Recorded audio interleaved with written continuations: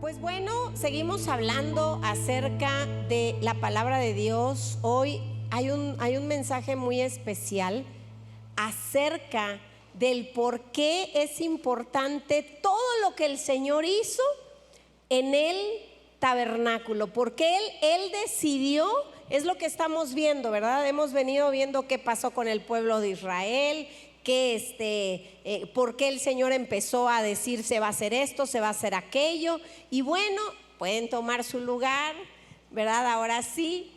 Y bueno,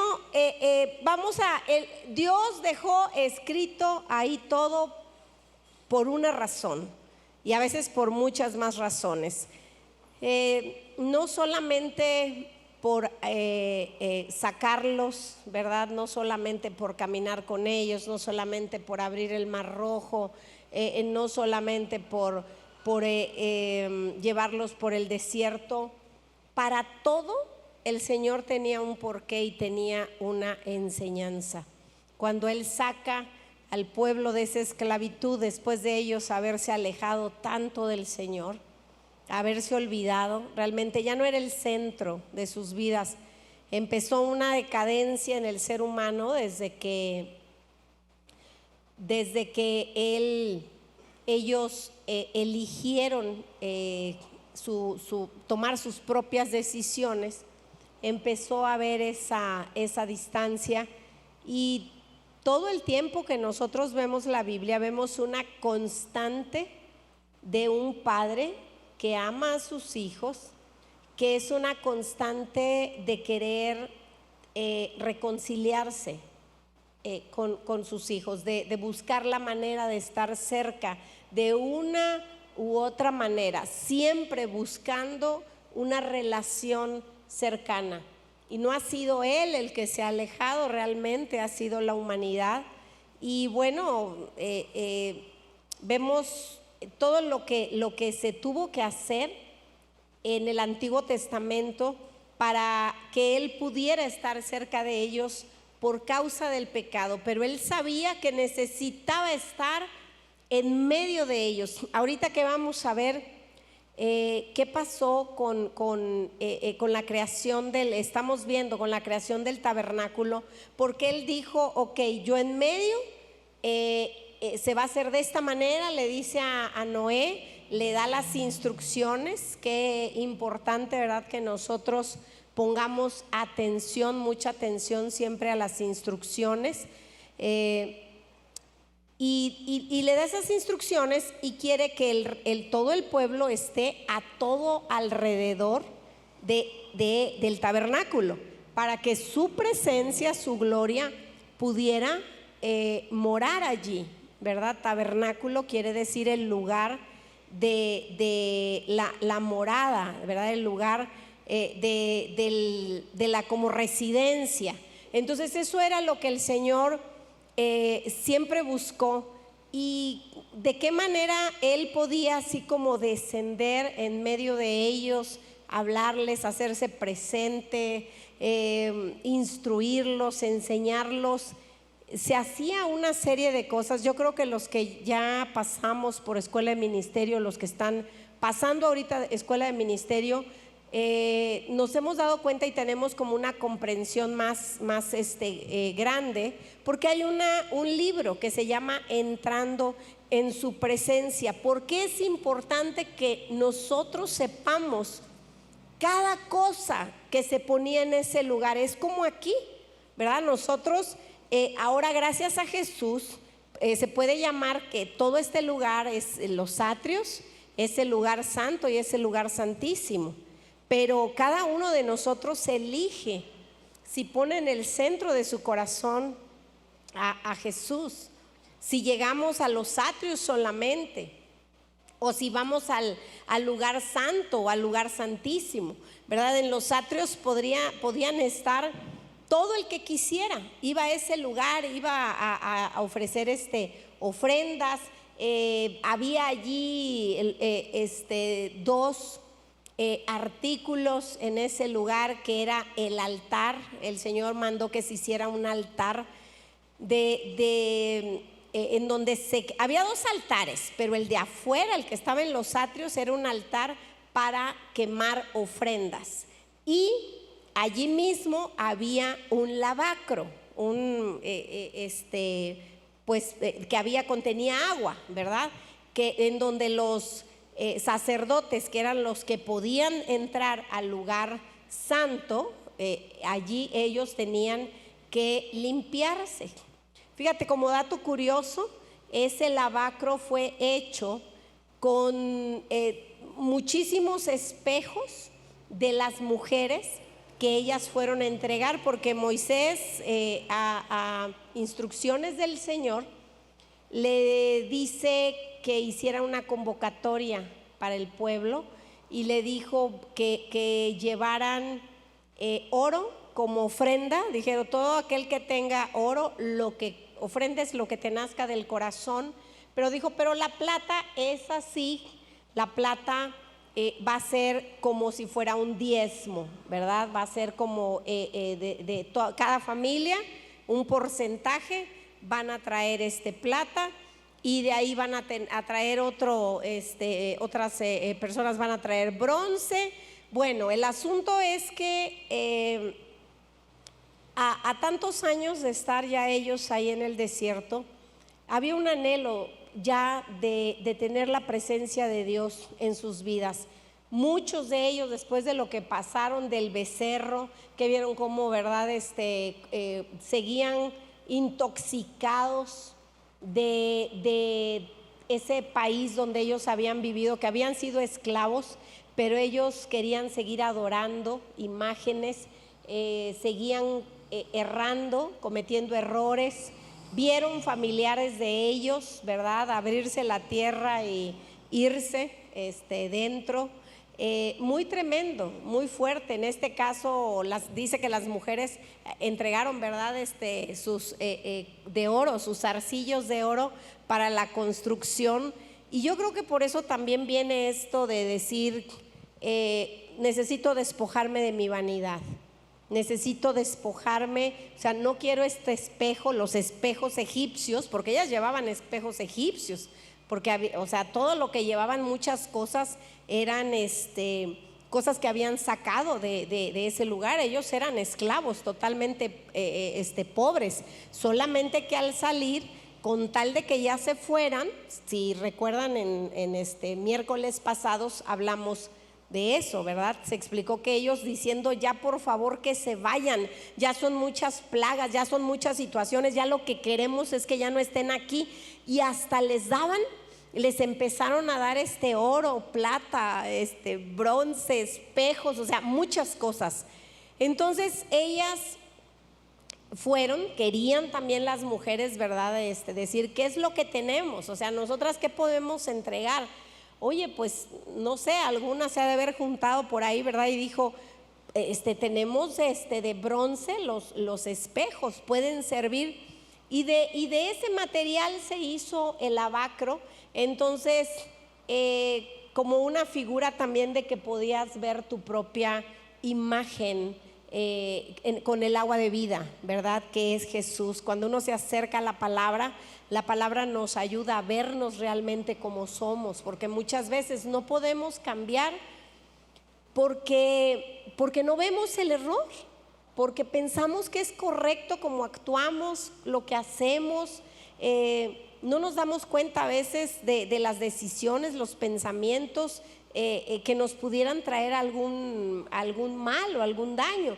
Pero cuando uno se acerca a la palabra de Dios, a ese lavacro, ¿verdad?, cuando uno quiere ir más allá, no solamente en los atrios, sino entrar a ese lugar santo. Es decir, ¿quiénes entraban al lugar santo? Entraba aquella gente que servía, los sacerdotes.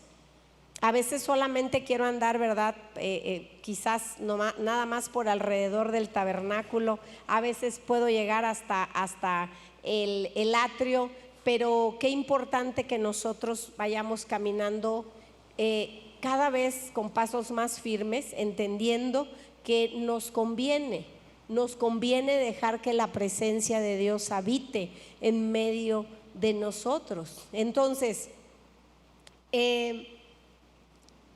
me gustaría que viéramos un video que nos va a explicar. Es un tabernáculo que en la actualidad está en Israel. Este video lo hace un judío argentino.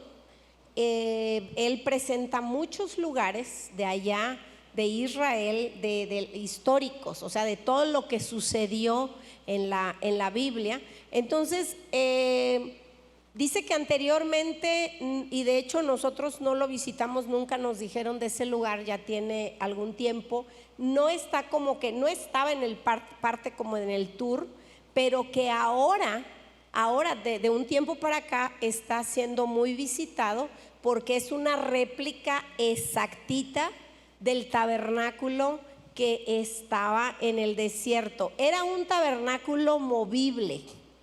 Era un tabernáculo que cuando Dios da las instrucciones a Moisés y le dice quién lo iba a hacer, fíjate, él elige a una persona llamada Bezalel y le dice que un amigo, ¿verdad?, que él tenía, Oliab, le dice, enséñalo para que te ayude.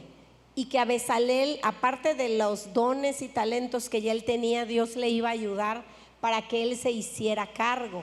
Mira, vemos en este capítulo tan interesante de Éxodo que incluso llevaban inventarios, así que para todos un inventario es importantísimo. Me gustaría más que viéramos el video, porque si no quiero aburrirte con tanta lectura. En el capítulo 37 tú puedes verlo, tú puedes leer uno por uno, ¿verdad? Habla acerca de la construcción de todos los utensilios del arca del pacto, del lavacro, del altar. Te digo, había dos altares, uno enorme donde se quemaban las ofrendas para el pecado y las ofrendas para agradar a Dios. O sea, todo un ritual, ¿no? Ese altar estaba todo en la parte de afuera y en la parte de adentro estaba un candelabro para alumbrar, ¿verdad? Estaba la mesa del propiciatorio que siempre debía de tener panes. Semana con semana se tenían que cambiar 12 panes, era un pan por cada tribu. Y aparte ahí había otro altar. ¿Qué quería decir ese otro altar más pequeño? Ese era el altar del incienso. ¿Y qué es el altar del incienso? Pues las oraciones, ¿verdad? Dice que para que también oliera bien el lugar. Híjole, es que hay mucho significado en el candelabro. Es que nuestra vida con Jesús siempre va a estar iluminada, siempre vamos a tener claridad hacia dónde vamos, qué es lo que hacemos, cuando realmente nos atrevemos a entrar al lugar santo. Y no podemos entrar así como sea, tenemos que haber pasado todo en el lugar, en los atrios, para poder realmente entrar a ese lugar santo, acceder a ese lugar. Ellos hacían todo eso, no todo el pueblo podía entrar a ese lugar, solamente pocas personas, que eran Aarón y sus hijos también, ¿verdad? Hasta el lugar santo, pero al lugar santísimo, al lugar así ya más especial, en donde estaba el arca del pacto, en donde la gloria de Dios descendía, en ese lugar solamente entraba el sumo sacerdote y no era Moisés. Moisés se comunicaba con él en el monte Sinaí de una manera diferente. Moisés, ¿verdad? Bueno, ahí le dieron las tablas de la ley, pero Moisés se comunicaba con el Señor de una manera diferente, pero fue su hermano Aarón al que lo eligió para que él pudiera entrar hasta ese lugar santísimo. ¿Y qué era también esa mesa de los panes? Era el que también al estar al estar participando de la mesa del Señor, siempre estemos nutridos, teniendo palabra, teniendo alimento, teniendo sustento espiritual, pero también alimento natural. Jesús es el pan de vida, ¿verdad? Entonces, mira, tiene tanto significado. Era una figura de lo que Dios quería hacer con Jesús en el Nuevo Testamento. Ellos esperaban una vez en el año para poder, en el Yom Kippur, que podían hacer toda esta celebración, para poder una sola persona entrar hasta el lugar santísimo, y todos estaban esperando afuera a ver si descendía o no descendía la presencia de Dios. Salía el sumo sacerdote y entonces, ya que recibía las instrucciones de Dios, podía bendecirlos y podía sanar, ¿verdad? O sea, entonces sí, ya daba palabra para sanar, para liberar, para sanar deudas, para sanar relaciones entre la familia, una vez al año. Y qué increíble es que tú y yo ahora somos ese tabernáculo a través de Jesús, pero a veces ni siquiera a los atrios llegamos. Por eso es tan importante que nosotros podamos darnos cuenta todo el sacrificio que Jesús hizo, todo el sacrificio que el Padre hizo de entregar a su Hijo, para que tú y yo no tengamos que pasar por todo ese ritual que el pueblo de Israel aún lo hace. Ellos apenas viene esta celebración. Entonces me gustaría que viéramos el video. Creo que no sé si lo van a pasar aquí para moverme. Tavo, está por ahí Tavo, para que lo veamos, porque siento que te va a dar una comprensión mucho mejor, y de eso se trata, que tú lo veas. Es una réplica exacta que está ahorita en Israel, en un lugar llamado Siloé. Ahorita lo vas a escuchar. Y suelto en Israel, otra vez con ustedes, otra vez con la Torá en la mano, en busca de capítulos, versículos, lugares, personajes, todo lo relacionado con la misma, desde el mismo lugar de los hechos. Y amigos, hoy les tengo preparado un paseo espectacular. ¿Oyeron hablar del tabernáculo? Sí. ¿Saben de qué material estaba construido? De un montón de materiales, pero el material que más se usó fue, no el oro, no el cobre, la madera. Cuando estaban en el desierto, ¿saben qué árbol usaban para sacar esa madera? Este que tenemos aquí detrás mío, en hebreo se llama jitá, en plural se dice jitim, y de este árbol sacaron todas las maderas para construir el tabernáculo que construyeron por primera vez debajo del monte Sinaí, y después lo iban desarmando y volviéndolo a armar cada vez que estacionaban en la peregrinación de 39 años, 40 años por el desierto. Vengan, vamos a empezar a caminar. Estamos en una visita guiada de una persona que va a hablar en inglés, va a explicar el paseo en inglés, pero yo voy a intentar hablar y explicar en español, no gritando por supuesto, pero sí mostrándoles lo que es el tabernáculo, el verdadero tabernáculo, una réplica por supuesto, que está específicamente y muy meticulosamente descrito cómo se debe armar, cómo se debe desarmar, cuándo se vuelve a hacer. Y como ustedes saben, a este lugar se lo llamó la casa de Dios. El tabernáculo que luego se transformaría en templo. ¿Cuándo? Cuando el rey David conquista Jerusalén y decide hacerle a él un hogar propio en el templo de Jerusalén. Este es el tabernáculo, este es el Ohel, la tienda, el tabernáculo portátil. Les voy a explicar cada una de las cosas que hay, lo que hay alrededor, las herramientas, los objetos que habían aquí afuera y también los que habían adentro. Amigos, gracias por participar, empecemos. Bueno, como les dije, estamos entrando al tabernáculo con un grupo, Shalom. Nos pidieron en realidad que nos mantengamos unidos escuchando las explicaciones en inglés, pero a mí mucho no me gusta la idea, amigos. Voy a intentar correrme a los costados cuando pueda para no molestarlos y así poder mostrarles y explicarles lo que quería para ustedes, lo que tengo programado. Bueno, aprovecho que entraron un ratito para mostrarles y explicarles sobre este patio. Haz una fuente para lavarse y hazle una base. Las dos serán de cobre. Pon la fuente entre la tienda de reunión y el altar y llénala de agua, nos dicen en Éxodo por un lado. Antes nos habían dicho, harás el altar de madera de acacia, será cuadrado y medirá 5 codos de largo y 5 codos de ancho, cuadrado, y tendrá una altura de 3 codos. Además, le harás cuernos en sus 4 esquinas. Los cuernos formarán parte del altar y revestirás de cobre el altar, nos dicen también en la Torá. La entrada al interior del tabernáculo solo se permitía a los siervos de Dios, mientras que al resto del pueblo se le permitía entrar solo aquí, a su patio.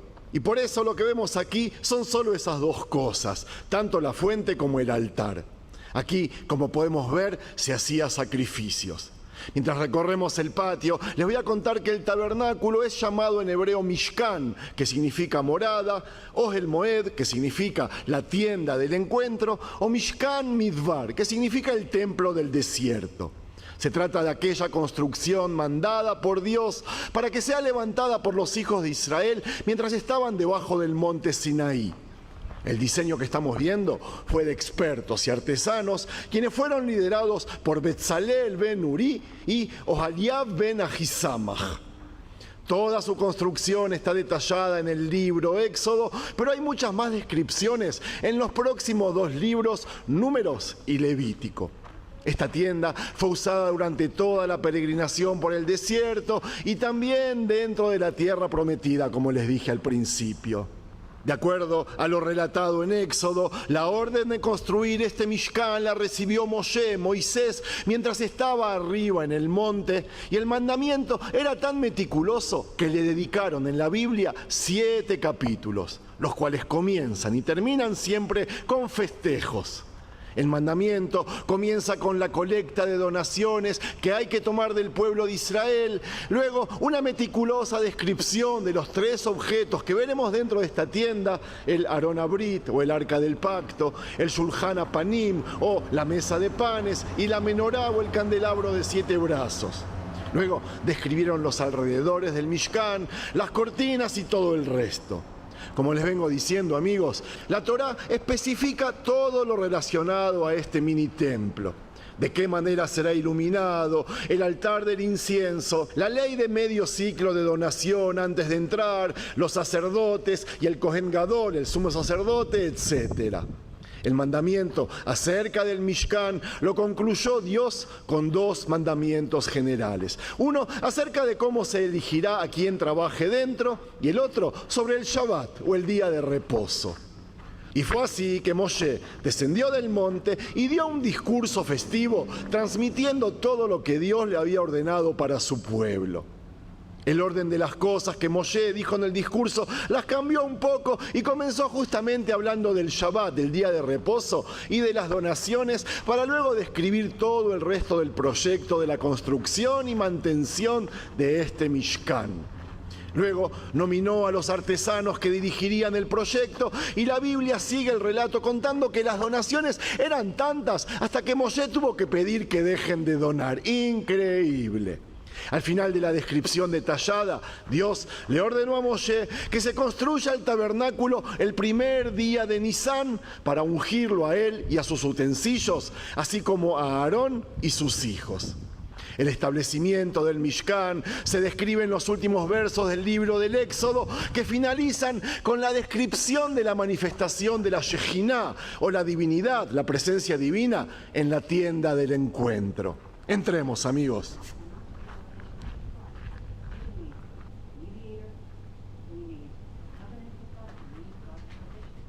El tabernáculo, amigos, estaba hecho de tablas de madera del árbol shitá o acacia, como les dije al principio, recubiertas de oro. El Mishkan mismo está, como vemos, dividido en 2 partes. El Kodesh, este de acá donde estoy ahora, o lugar santo, y el Kodesh HaKodashim, o lugar santísimo, separado allá por un párroco hecho de la misma tela fina que las cortinas del Mishkan. Este lugar santo, Makom Kadosh, que contiene el candelabro de 7 brazos, la menorá, la mesa de los panes de la proposición y el altar donde se quemaban los perfumes e inciensos, era el foco central de trabajo, ya que adentro, en el Santo de los Santos, solo se entraba una vez al año, el día de las expiaciones, y solo esta persona que vemos aquí podía entrar, el sumo sacerdote. Sobre los objetos que estamos viendo, ya les expliqué en videos anteriores que los invito a ver, amigos. Hoy quiero centrarme en los roles del tabernáculo. Y según las descripciones de la Torá, el Mishkan estaba destinado a varias funciones principales y secundarias. Primero y principal, la morada de Dios, que era la primera y más básica función para el pueblo. Como dice el versículo, y hazme un templo y habitaré entre ellos. La Shejiná de Dios, que vendría a ser la presencia de Dios, estaba alineada dentro del Mishkan, o más precisamente, entre los querubines sobre el arca de la alianza que enseguida vamos a ver, les prometo. Este era también el lugar de testimonio, es decir, donde estaban las tablas de la ley que atestimoniaban aquel pacto entre Dios y su pueblo. El tabernáculo en el desierto fue una continuación de la impresionante revelación divina que tuvo lugar en el monte Sinaí. Según la Torá, la voz de Dios llegaría a Moisés entre los dos querubines y le transmitiría sus mandamientos. En esta tienda, está de más decir, Moshe se reunía con Dios. Hay muchos versículos en la Biblia que dicen que Moshe entraba a la tienda para hablar con Dios y siempre salía de aquí con mandamientos, órdenes, consejos o castigos. Yo creo que la principal función de este tabernáculo era sobre la adoración a Dios, que éste intentó que sea única y exclusiva, que sea a un solo Dios y en un solo lugar, y no como los pueblos vecinos o todo lo que habían visto en Egipto o lo que vendrían a ver en la tierra prometida cuando entren. El trabajo que se realizaba aquí en el tabernáculo incluía la entrega de pan, el encendido constante de una vela en la menorá, la quema de incienso cada mañana, la ofrenda del sacrificio constante 2 veces al día en el altar del holocausto y expiación por el templo y el pueblo en Yom Kippur, es decir, el 10º día del 7º mes. Y amigos, aprovecho que se fueron de aquí para mostrarles una réplica exacta del Arca de la Alianza o el Arca del Pacto. Un cofre de madera cubierto de oro, descrito en la Biblia que, según el libro del Éxodo, contenía las 2 tablas de piedra de los 10 mandamientos, la vara de Aarón y una vasija de maná. El arca representó durante su existencia la presencia de Dios, quien prometió: allí ciertamente me presentaré ante ti y hablaré contigo desde más arriba de la cubierta, desde entre los 2 querubines que están sobre el arca del testimonio. En una nube apareceré encima de la cubierta. Amigos, como les dije antes, solo al sumo sacerdote le estaba permitido entrar aquí y ver el arca un día al año. Y no con el propósito de comunicarse con Dios como lo hacía Moshe, sino para llevar a cabo la ceremonia del día de la expiación.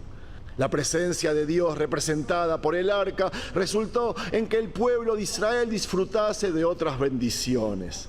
El arca fue siempre adelante por aquellos 40 años de peregrinación por el desierto rumbo a la tierra prometida.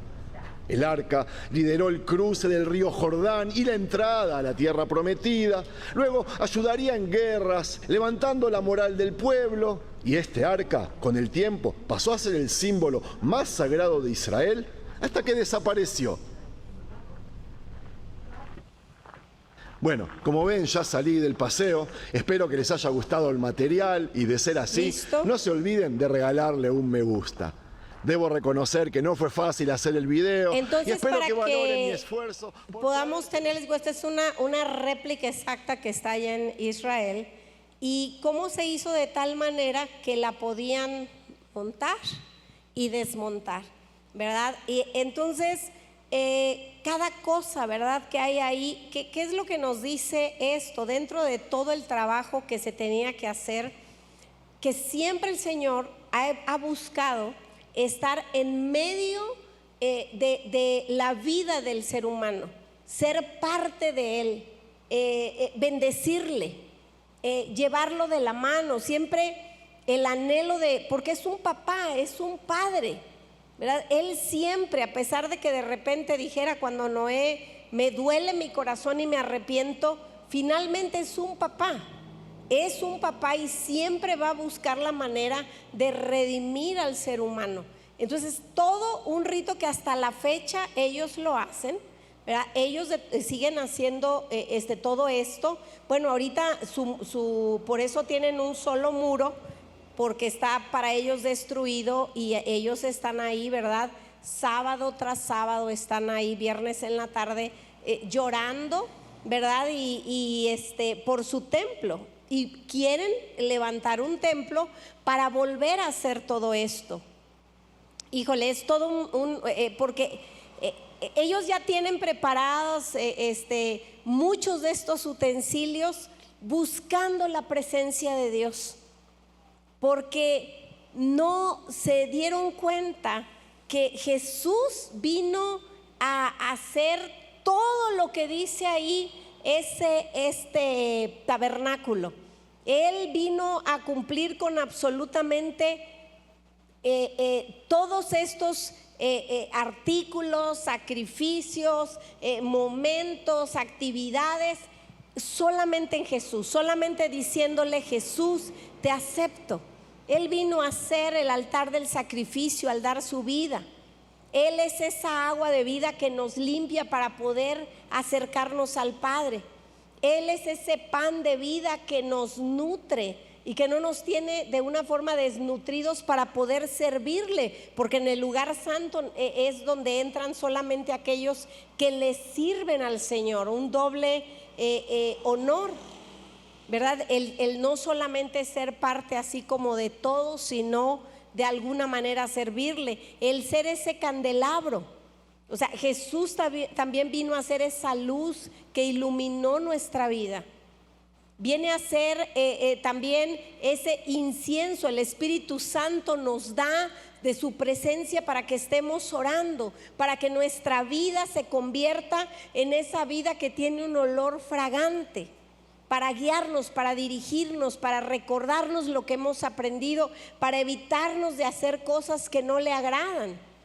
Y Él es el que nos lleva a que justo antes de que ya entremos, nuestra vida realmente sea ese lugar de incienso, para poder entrar al arca, donde está el arca del pacto, ¿verdad? ¿Qué es el pacto? Que allí está su presencia, allí se va a hacer presente esa Shekinah, esa gloria de Dios que nos va a transformar, que nos va a ayudar en nuestras debilidades, que nos va a llevar a ser personas diferentes, que en donde vamos a recibir respuesta hasta de las cosas más difíciles, hasta de las cosas donde parece que tenemos enfrente a un mar de problemas que no podemos atravesar, y de repente vemos atrás de nosotros a los carros del faraón ya persiguiéndonos. Pero que cuando nosotros logramos entrar a ese lugar de su presencia, vamos a ver cómo el mar se abre, y vamos a ver cómo todas esas situaciones, al nosotros estar atravesando por esa tierra seca en medio de muros enormes, ¿verdad? De problemas, de tormentas, de situaciones que nos quieren agobiar, vamos a ver que cuando los carros del faraón vienen detrás nuestro, nosotros logramos cruzar, logramos llegar al otro lado, y vemos desaparecer todos esos problemas y situaciones. Esto es algo muy real. Ellos siguen buscando, aman a Dios, confían totalmente en Él, pero no tienen la bendición que tú y yo tenemos ahorita, de decir, de tener a Jesús y ser el tabernáculo, e inmediatamente nada más en un momento así buscar ese lugar en nuestra casa, y que podamos en nuestras emociones, en nuestra mente, pasar por esos tres lugares, decir: Señor, estoy aquí, pero no solo quiero quedarme en los atrios, quiero atravesar, quiero ir más allá, quiero estar, Señor, en ese lugar santo.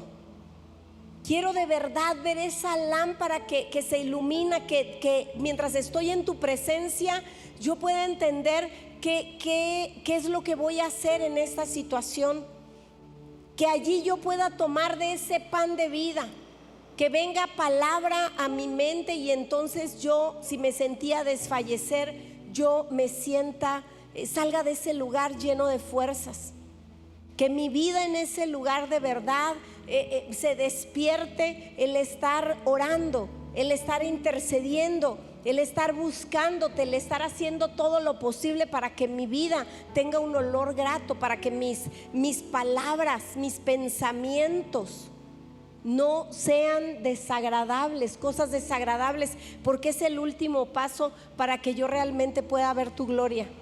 porque dice en Primera de Pedro que Él nos hizo, Jesús nos hizo reyes y sacerdotes para nuestro Dios.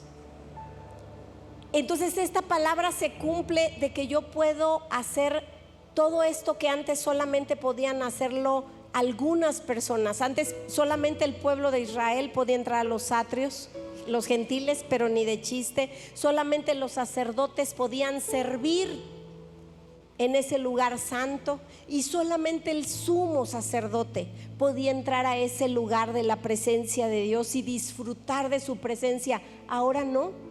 A través de Jesús, tú y yo nos hemos convertido. Si nosotros, ahora ya nada más es una decisión personal, ahora ya nada más es una decisión nuestra de decir: Señor, yo quiero de tu presencia, quiero de ti, yo necesito, Señor, no he podido, yo vengo, yo escucho, pero a lo mejor hay algo que no he logrado hacer, hay algo que no he logrado pasar. Sigo en los atrios, me doy cuenta que continúo en los atrios. ¿Por qué? Quizás sigo adorando al becerro de oro sin darme cuenta. Probablemente sigo teniendo un ídolo, una idolatría. Probablemente estoy todavía allí en ese lugar de no poder atravesar hasta donde necesito llegar, porque algo tiene que haber en mi vida que no me deja avanzar. Pero sí quiero que me digas, quiero que ese candelabro alumbre mi entendimiento. Quiero que tú, Señor, poderme acercar a esa mesa y tomar de ti, tomar de tu palabra, para que yo me sienta nutrida en mi espíritu y me vuelvan las fuerzas para no cansarme de seguir luchando y de seguir esperando y de seguir clamando. Es increíble lo que Jesús hizo, todo el trabajo que nos quitó. Y el asunto es que nos injertó a nosotros que ni siquiera teníamos la oportunidad.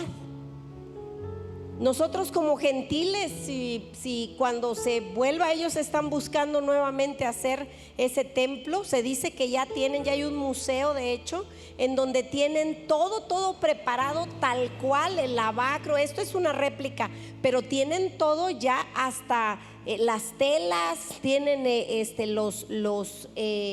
la ropa que van a usar los sacerdotes. Les dicen allá los Cohen. Yo no sabía, yo conocí a una familia Cohen, judíos, pero los Cohen son los que son los levitas. O sea, levita es no solamente el que canta, sino el que sirve. Ese es un levita, ¿verdad? Y ellos tenían que ser vacas rojas, ¿verdad? Digo, no sé, yo nunca he visto una vaca roja por acá, ¿verdad?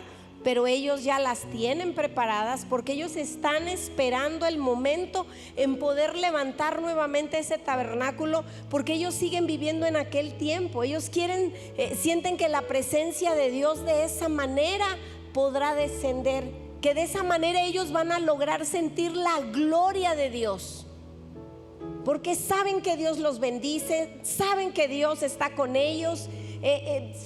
Saben ellos que Dios los protege, pero ellos quieren disfrutar de esa gloria, de esa presencia, de ese Shekinah, que no se dieron cuenta que Jesús lo hizo.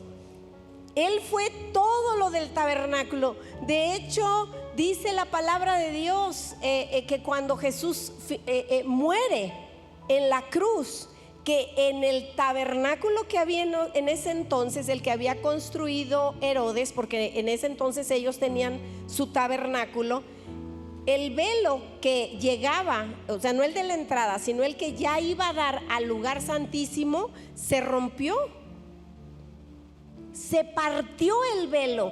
¿Y qué quiere decir esto? Esto está escrito en la Biblia.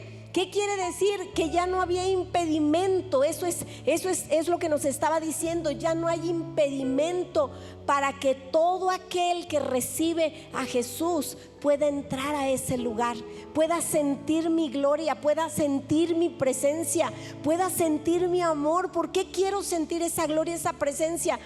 porque el que más anhela estar cerca de nosotros es el Padre.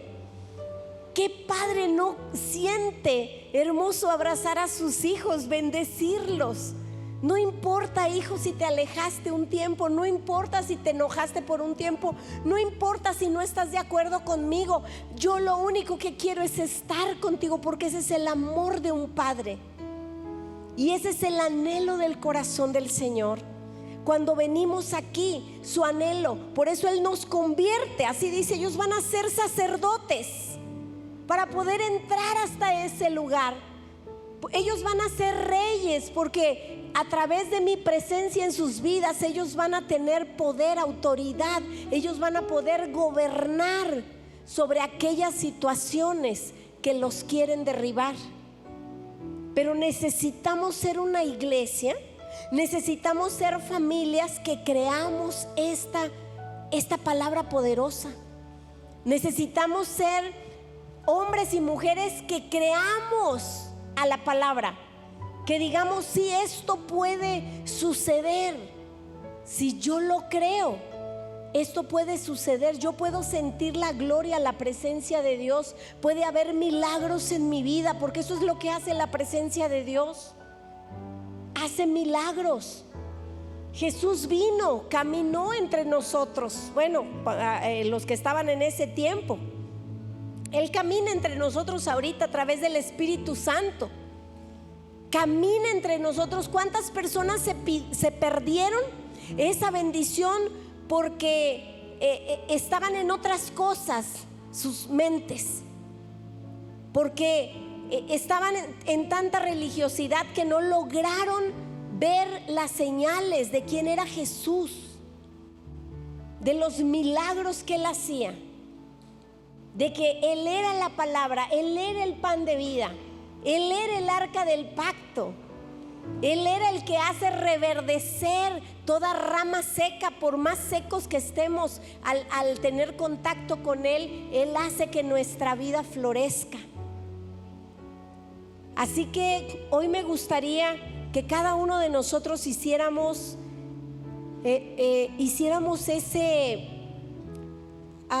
ese pacto, o buscáramos cada uno de nosotros el decir: Señor, yo no me quiero ir de aquí solamente estando en los atrios. Yo quiero sentir tu presencia, yo quiero sentir tu gloria. Señor, yo necesito tu presencia en mi vida. Yo sé que tú me quieres abrazar, y yo también anhelo sentir el mismo anhelo que tú tienes de abrazarme. No irme y decir: yo ya cumplí, me voy a dormir. No, sino buscar un momento para estar contigo. Ahorita el Espíritu Santo está pasando aquí en medio de nosotros. Él está pasando aquí en medio. Él quiere abrir ese mar de problemas para que podamos cruzar. Él quiere traer respuesta, quiere traer solución. Él quiere realmente que cumplamos con esos regalos, que usemos los regalos que Él nos ha dado. Que de verdad podamos enseñorearnos de todas aquellas situaciones que el mundo ha traído, y que a veces le damos mucho más importancia y mucho más poder, porque no hemos querido tomar el lugar que Dios nos ha dejado a la iglesia. Una iglesia tiene que impactar una ciudad.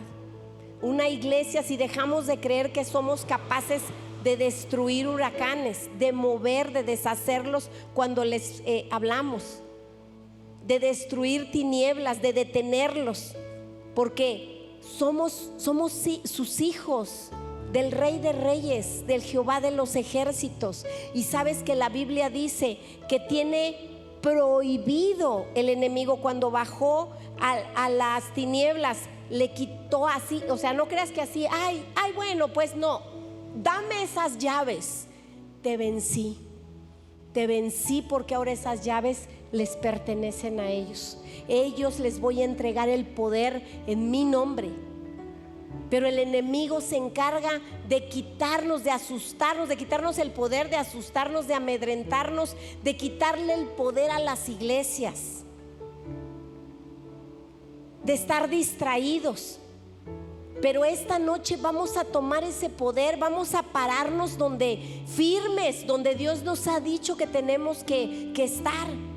Seguir defendiendo no solamente las mujeres que llevaron sus espejos. Dice que las mujeres se la pasaban orando. Dice por ahí, este es un libro de ellos, ¿verdad? Judío, que las mujeres se la pasaban orando en la puerta, ¿verdad? Y ellas deciden entregar, ¿verdad? Dijeron, ¿qué podemos darle al Señor? Y ellas, querían ser parte de lo que estaban haciendo, de la convocatoria que estaban haciendo, y todos los príncipes y los jefes de familia, y llevaban todo, y el oro y la plata, ¿verdad? Y todo. Y ellas dijeron, vamos a entregar esto. Y ese lavacro queda con todos los utensilios, los espejos que ellas también entregaron, diciendo, a Dios siempre le ha importado que nosotras también seamos parte de todo lo que Él hace, de todo lo que Él levanta, ¿verdad? Esas mujeres que no nos interesamos más por lo externo, que no nos interesamos más por agradar afuera al hombre, sino agradarle a Dios, por realmente tomar esa identidad que Dios nos ha dado como mujeres, que dice Proverbios 31 del 10 en adelante. Esa es la esencia de una mujer, la verdadera esencia de una mujer.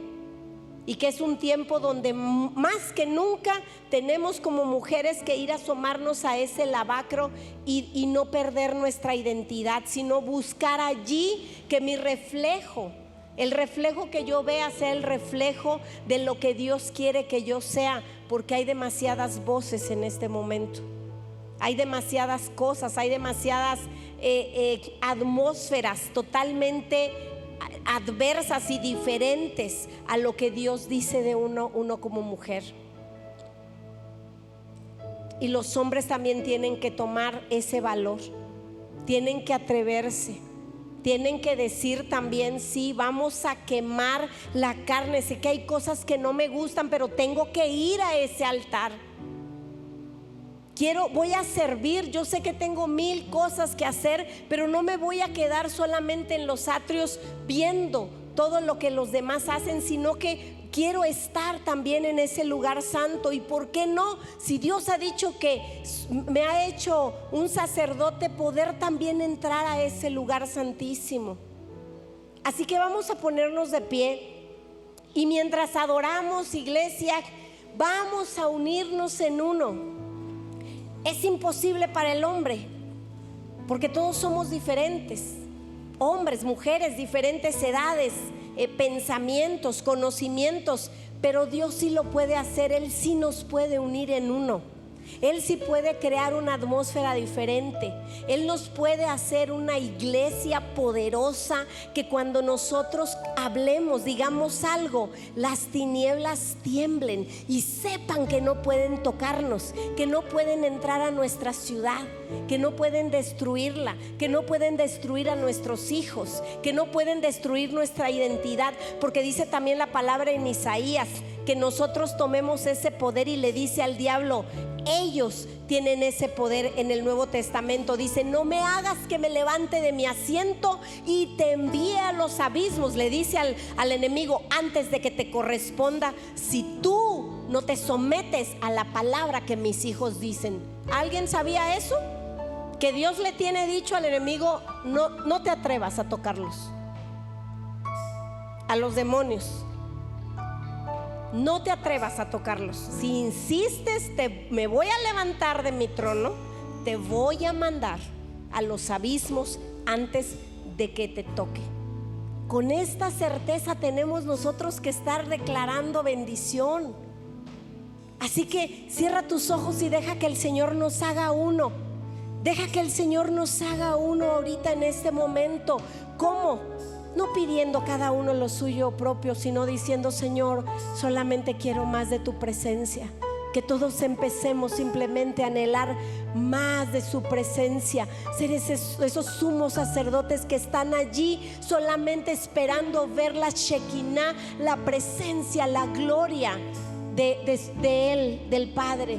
Espíritu Santo de Dios.